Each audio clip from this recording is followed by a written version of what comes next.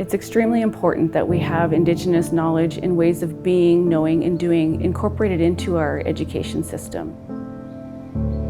The Indigenous peoples within British Columbia are very unique and very diverse.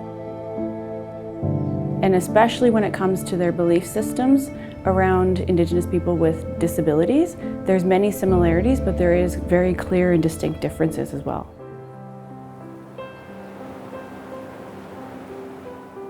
Well, there wasn't really a lot of attention given to like the disability. It was a community effort to help everybody. I don't even think there's a word for it in our Nisga'a language. Everybody is a welcome in our village. There are different examples of things that have always been here, like not sticking to the norms involving gender or sexuality. I feel like there has always been something for people like myself with a mental disability.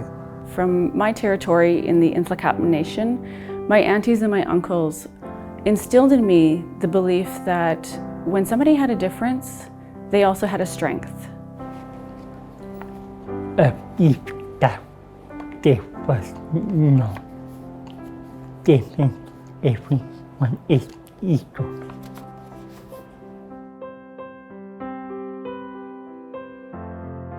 We come from a place of trauma. We have intergenerational trauma, so we don't trust easily. I'm sitting here today proudly wearing a piece of my regalia because over 50 years ago, they took our regalia away. And bringing back cultural dancing and being able to know where you come from and your crest is really important. Culture wasn't always, I guess, the priority for the district, but teachers and the workers that were with me found some ways to incorporate some teachings into how I was being taught. Within my family, we are hand drummers, and the inclusion of song and dance is extremely important for our healing and for our well-being, overall well-being, not only for people living with disabilities, but just as individuals.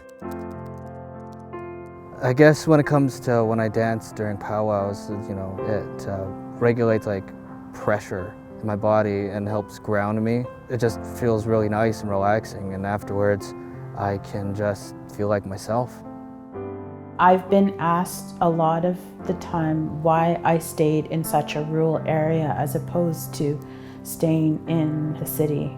I loved the fact that culture was in everything, but we need physical people in our communities.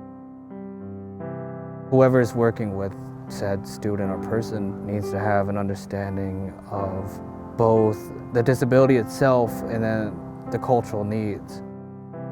What I recommend for every school district is to connect with their Indigenous community that's in their backyard.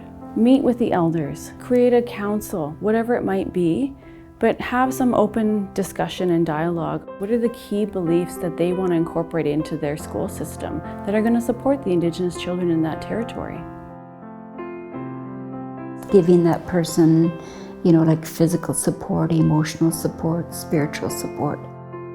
We need to know where we have come from to know where we're going. It is important because I'm an Indigenous person and want to know my culture.